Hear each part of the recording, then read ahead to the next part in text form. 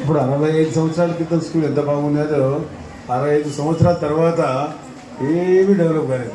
ఇంతకన్నా అధ్వానం ఉంది. హరీషు, మనం ఎంత అభివృద్ధి చెందినామో, నేను ఎంత అభివృద్ధి చెందినా దాని గురించి చెప్పకూడదు అనుకోలేక. ఎందుకంటే మాకు ఆడ పెట్టారు. నేను స్కూల్లో ఎప్పుడు చేరాను, ఆయన స్కూల్లో ఇద్దరం చేరాము. అప్పుడు ఎంత బాగా ఇన్ఫ్రాస్ట్రక్చర్ బాగుండేది, స్కూల్ ఎంత డిసిప్లిన్ ఉండేది. ప్రతి స్కూల్లో మీరు చదివేటప్పుడు 6 తరగతి కూడా బల్లలు ఉండేవి, కుర్చీలు ఉండేవి, మంచి క్వాలిటీ ఆఫ్ టీచర్స్ ఉండేవి, మంచి ఎడ్యుకేషన్ ఇచ్చేవారు ఉన్నారు. ఇప్పుడు మరి ఇక్కడ ఏమీ లేవు. ఇక్కడ దాదాపు 100 సంవత్సరాలు అయిపోయింది. దాన్ని వేడుకలు చేసుకోవాలని చెప్పి చెప్పారు ఇందాక. సంబరాలు ఏమని చేసుకోవాలా? సంబరాలు ఏమని చేసుకోవాలి? అభివృద్ధి చెందిందనే, అభివృద్ధి పుట్టుబడిందనే. ఎంత బ్రహ్మాండంగా ఉంది మున్సిపల్ స్కూల్ ఆ రోజుల్లో. ఎంత బాగుండేది. కాలక్షేపానికి ఇదే మనకు ఏదో ఒకటి విన్యాసాలు ఆడేటోళ్ళం. వచ్చినా రాకపోయినా కాసేపు పొద్దున్న సాయంత్రం ఈడే మాకు వేరే పని లేదు. అప్పుడు వేరేది ఏమున్నాయి? సినిమాలు తప్పనించి వేరే పని లేదు. 24 గంటలు ఇక్కడ విశ్వసించుకునే ఏదో ఆటలు పాటలు పాడుకుంటూ ఉండేవాళ్ళం. ఇక్కడ చేసేవాళ్ళం. ఏదో స్పోర్ట్స్ గేమ్స్ ఆడుకుంటాం. పొరుగుడానికి అది మనకు వచ్చేదో లేదు. ఆడేవాళ్ళు ఆడుకునేటోళ్ళు. ఇంకోటి ఇది ఒకటే మనకు ఉండేది, ప్రభుత్వానికి చెందింది. ఇది ఒకటే ఎస్పీజే స్కూల్ నేను చెప్పాను. అది ప్రైవేట్ స్కూల్స్, అది వారి యాజమాన్యం కింద పడేది. అది ఎప్పుడైనా ఇంటర్ స్కూల్లో జరిగితే మనం ఆడిపోయి ఆడేది. గ్రౌండ్ బాగుంది, పెద్దగా ఉంది కాబట్టి ఎస్పీజీ స్కూల్లో ఆట పాటలు పెద్దగా గ్రౌండ్ ఉంది కాబట్టి అది జరిగేది. చిన్న చిన్నవి అయితే హాకీ అట్లాంటివి ఇక్కడ జరిగేది. మరి ఈరోజు ఆ స్కూల్ మనం వెళ్ళిపోయినాయి. ఆ రోజు ఇక్కడ మంచి స్కూల్ ఉండేది, మంచి టీచర్ ఉన్నారు. అది చాలా రోజులు వెళ్ళిపోతే ఆలోచన చేస్తే పైన ఇక్కడ 12th క్లాస్ ఉండేది, ఇక్కడ 11th క్లాస్ ఉండేది. అంత బ్రహ్మాండం ఉండేది. అప్పుడు కో ఎడ్యుకేషన్ తక్కువ, 2 ఆడ అబ్బాయిలు చదివేవాళ్ళు. ఇప్పుడు కో ఎడ్యుకేషన్ కూడా వచ్చింది. ఆ రోజుల్లో టీవీలు లేవు, అసలు టైప్ రికార్డులే లేవు ఆ రోజుల్లో. మనం ఆ రోజుల్లో మన పిల్లలు కూడా ఇక్కడ ఉన్నప్పుడు కూడా చూసాము. మన చైనా వారు వచ్చింది 1962లో. అనంతరం ఉంటే గాంధీ చౌక్లో పోయి న్యూస్ వినేవాళ్ళం. అందరూ కూడా గాంధీ చౌక్లో పోయి మేము యుద్ధంలో జరిగే విన్యాసాలని పార్కులో ఒక రేడియో పెట్టి, ఆ రేడియో ద్వారా మైకులు పెట్టి గాంధీ చౌక్ వరకు మైకులు పెట్టి, ఆ మైకులు వినేటోళ్ళు మేము జరిగిన ఏం కదా ఆట పాటలు కూడా జరిగింది. బెనాకా గీత్మాలు కూడా ఆడ కూర్చొని కూడా ఆ రోజు బెనాకా గీత్మాలు కూడా వినేటోళ్ళు. ఆ పరిస్థితి అనేది ఈరోజు ఎక్కడున్నాం మనం? చాలా వెనుకబడిపోయినాము విద్యాభ్యాసంలో. ఇక్కడ దాదాపుగా వచ్చే పిల్లలంతా ఎక్కువగా కనబడే పిల్లలతో పేదవాళ్ళు ఉన్నారు. ఎక్కువ పేదవాళ్ళు మైనార్టీ పిల్లలు ఎక్కువ ఉన్నారు, ముస్లిం పిల్లలు. వాళ్ళ భవిష్యత్తు ఏమి? ఇప్పుడు వాళ్ళ ఇందాక ఒక అమ్మాయి చక్కగా చెప్పింది, తన తండ్రి సంవత్సరానికి 17,000 సంపాదించి మీకు ఆడుకుని చదివించి పెద్ద చేసి తనకి స్థాయికి తీసుకొచ్చి మళ్ళీ తాను కూడా తన పిల్లలు బాగా చదివించుకోవాలా, నేను చదువుకోలేదు, తన తండ్రులకు ఆర్థిక స్తోమత లేదు, చదివలేదు కాబట్టి నేను చదివించుకోలేదు, నా బిడ్డలైనా కనీసం చదివించుకోవాలని చెప్పి ఆమె ఎంత ఆతృతతో ధైర్యంగా చెప్పింది. ఎప్పుడైతే మైక్లో ధైర్యంగా మాట్లాడేవారైతే వాడు సక్సెస్ అవుతారు జీవితంలో. అది గుర్తుపెట్టుకోండి. అది ఎప్పటికైనా సరే. అదే మా సాధువు చూడండి, మన సంస్కృతులు ఎందుకు చెప్పారు ఇది వేసుకోలేకపోయినా అంటే ఆ ఇంట్రెస్ట్ లేదు. మన ఎస్పీ గారు ఎక్కడి నుంచి వచ్చి ఆయన ఉద్యోగం చేస్తూ మా ఆయన వృత్తి చేసేవాడు. ఎక్కడి నుంచి బాగా ఎక్కడ పంజాబ్ ఆయన రాణా మన అక్కడి నుంచి వచ్చి ఆయన ఉద్యోగం తెలుగు అడుగులో మాట్లాడి చెప్పాడు. తెలుగులో సైబర్ నేరాల గురించి చెప్పడం జరిగింది. సైబర్ నేరాల గురించి అందాక చెప్పారు. నిన్న మన రాయచోటిలో ఒక టీచర్ను, 2 పిల్లగాళ్ళు టీచర్ ద్వారా మందలించాడని చెప్పి గంజాయి సేవించి 3 కలిసి టీచర్ చంపేశారు. ఇది ఎంత దారుణమైనది. తర్వాత ఎస్పీ గారు వచ్చిన తర్వాత నేను ఎస్పీ గారు మున్సిపల్కి పోయినాం. తల్లిని అడిగినా, ఎందుకు మీ పిల్లవాడు దాదాపు 15 ఎందుకు చనిపోయినాడని అడిగాం. అడిగితే తల్లి చెప్పడం జరిగింది, సార్ ప్రభుత్వము మాకు ట్యాబులు ఇచ్చింది. ట్యాబులు ఇస్తే ప్రభుత్వం ట్యాబులు ఇస్తే మావాడు పొద్దు ఏది చూసుకుంటున్నట్టు నాకు అర్థం కాలేదు. అది చూసి మావాడు చెడిపోయాడని చెప్పినాను. ఎస్పీ గారు కూడా ఉన్నాను, మా కూడా చెప్పేది.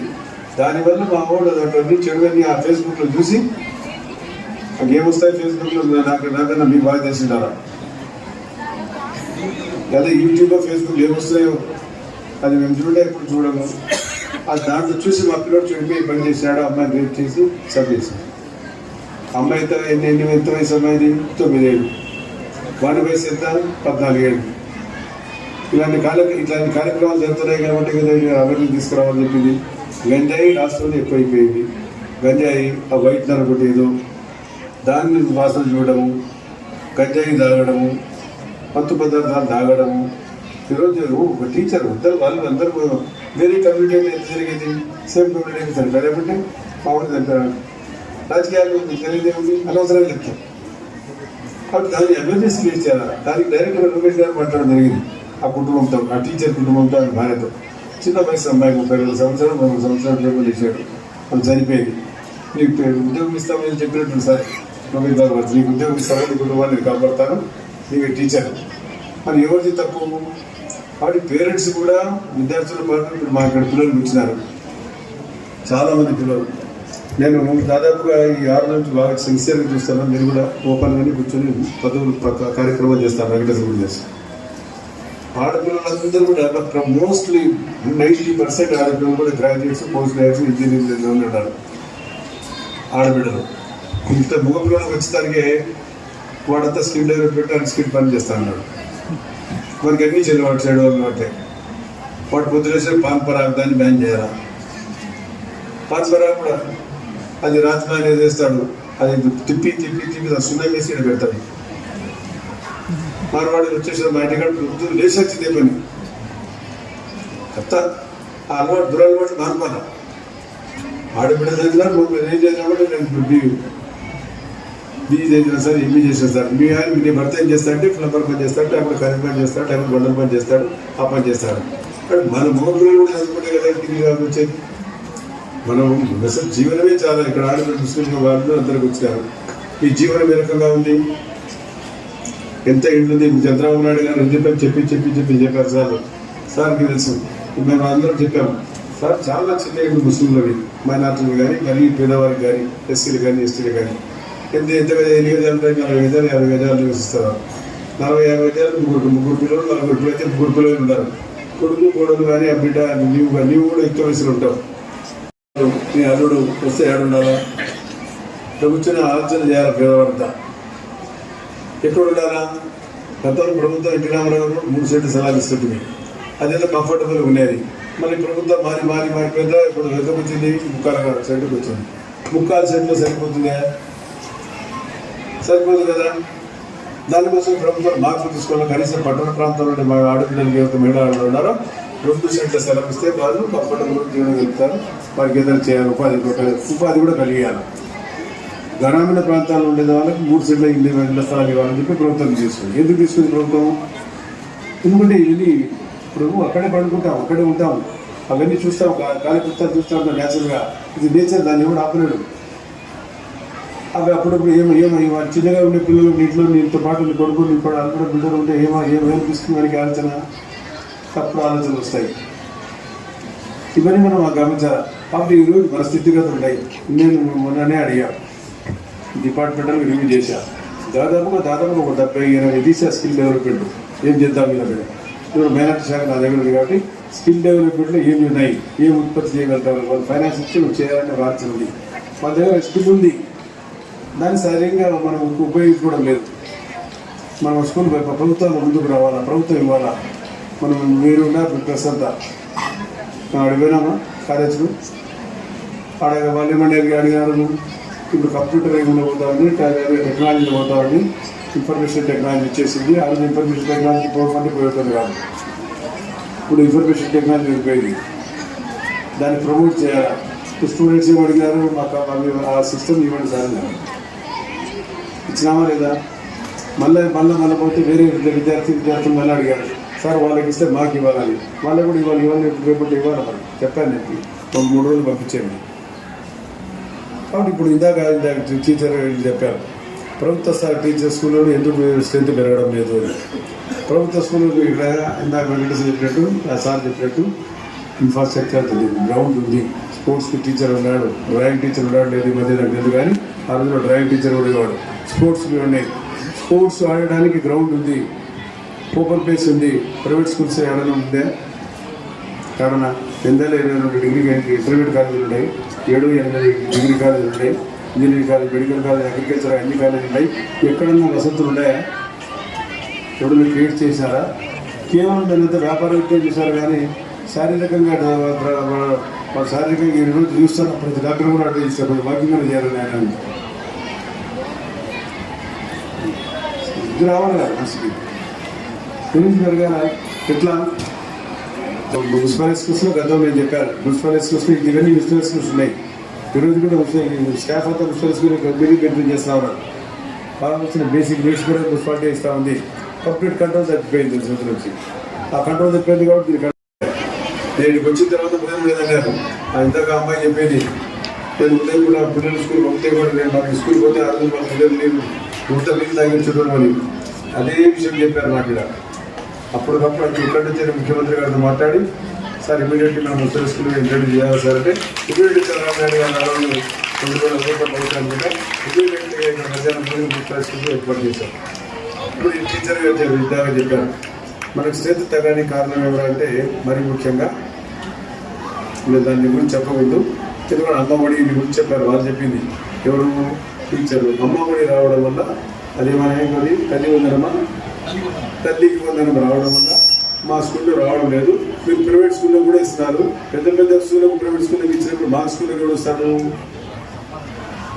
తల్లికి వందనము ప్రభుత్వ స్కూల్లో పేదవారి కోసం స్కీమ్ ఇవ్వాలా పేదవారికి కాకుండా మీరేం చేశారు ప్రైవేట్ స్కూల్ అందరికి ఇస్తున్నారు మా స్కూల్కి వస్తారు 10,000 తీసుకొని కాబట్టి దానికి పునరాలోచన చేయాలని దాన్ని ఇంట్రడ్యూస్ చేశారు దాన్ని మన వెనక్కి పోయే ప్రసక్తి లేదు వేస్తున్నాం ఎందుకంటే ఒకసారి ఇచ్చిన తర్వాత మనం ఏం చేస్తున్నాం వాస్తవమే ఎందుకంటే పేదవారికి అందాలా పేదవారి కోసం చేస్తా ఉన్నా మీరు బాగా ప్రైవేట్ స్కూల్ చదువుకుంటారా అది కదా కంప్లైంట్ తర్వాత ఏమి మధ్యాహ్నం ఉదయం కాకుండా ఉదయం కూడా ఏదైనా బ్రేక్ఫాస్ట్ కూడా ఇస్తే పిల్లలకు మంచి ఇస్కాన్ ఉంది దాన్ని కూడా 5 రూపాయలకి ఇస్తున్నాము మన ప్రభుత్వం నుంచి 9 రూపాయలు 24 పైసలకి ఇస్తున్నాము మధ్యాహ్నం భోజనము దాంట్లో 5 రూపాయలు భోజనం పెట్టి ఇస్కాన్ వాళ్ళకి ఇచ్చి పొద్దున 2 రూపాయలు 3 రూపాయలు ఉదయం కూడా టిఫిన్కి ఇస్తే స్ట్రెంత్ పెరుగుతుంది అది ఒక ఐడియా అది కొంచెం చెప్పాడు ఆయన నేను కూడా ప్రభుత్వం తీసుకుంటాను జరిగిన డిస్కషన్ జరిగినప్పుడు నేను చెప్తాను మీరు 9 రూపాయలు 24 పైసలు ఇస్తారు కాబట్టి ఇస్కాన్ మంచి సంస్థ ప్రపంచంలో పేరు కాల్చింది అది కాక హైలీ క్వాలిటీ ఉంటుంది తర్వాత హైజెనిక్ కూడా ఉంటుంది అటువంటి ఇస్తే బాగుంటుంది మన అన్న క్యాంటీన్ 5 రూపాయలకి ఇస్తున్నాం కదా కాబట్టి అన్న క్యాంటీన్ లిమిటెడ్ ఇస్తున్నాము అందరికీ కాదు బట్ గవర్నమెంట్ స్కూల్ కూడా లిమిటెడ్ అయిపోయిన స్టూడెంట్స్ ఎందుకు కాబట్టి ఎక్కువగా పేదవాళ్ళు ఉన్నారు పేదవారి కోసం ఇవ్వాలి కాబట్టి 2 రూపాయలు 3 రూపాయలు ఉంటాయి ఉదయం బ్రేక్ఫాస్ట్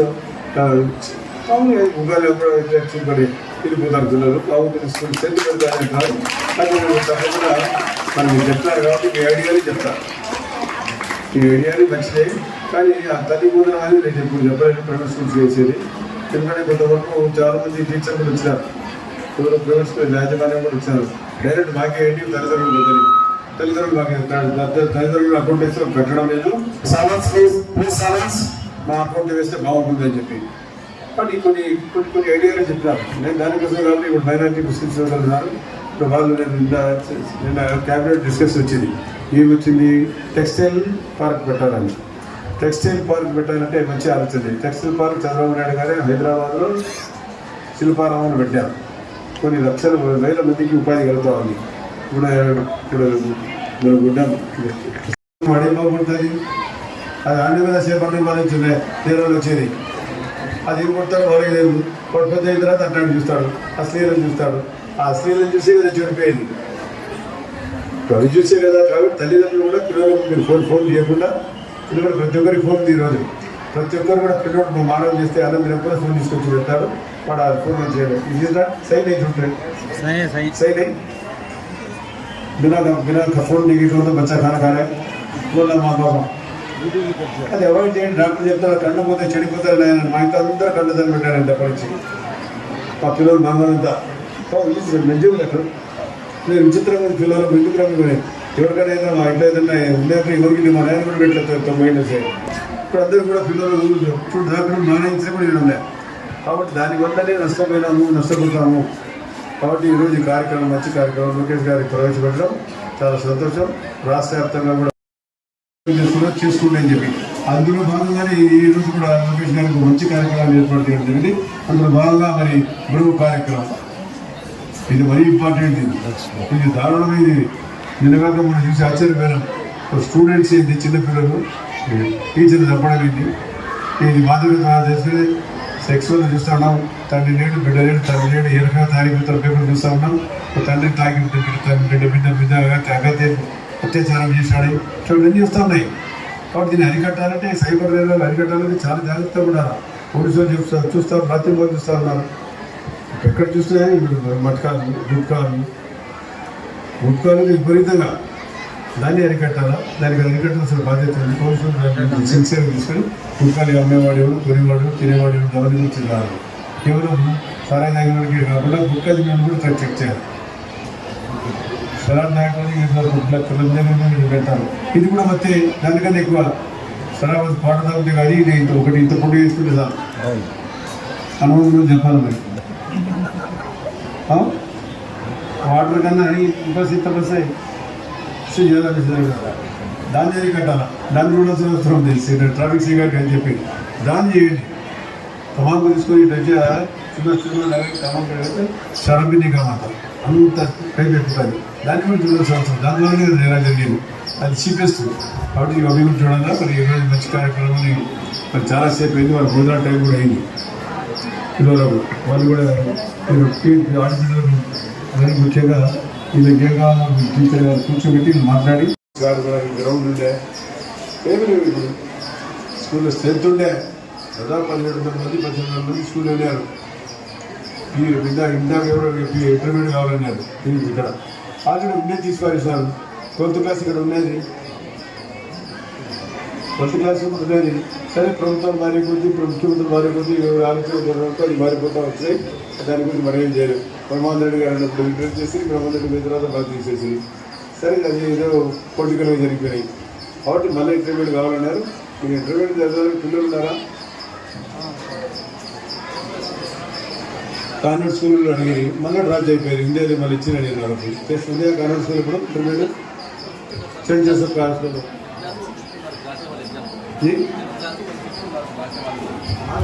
ఒక సెక్షన్ పెట్టండి అడిగి డ్రాప్ అవుట్ కాకుండా. ఎందుకంటే డ్రాప్ అవుట్ ఎక్కువగా మహిళ లేడీస్ అవుతారు. లేడీస్లో ముస్లిం లేడీస్ 100% డ్రాప్ అవుట్ అవుతున్నారు. డ్రాప్ అవుట్ కాకుండా చూడండి దయచేసి ప్లీజ్. Thank you. జై హింద్. నమస్కారం. సార్ ఇప్పుడు ఆవిష్కరిస్తున్నారు.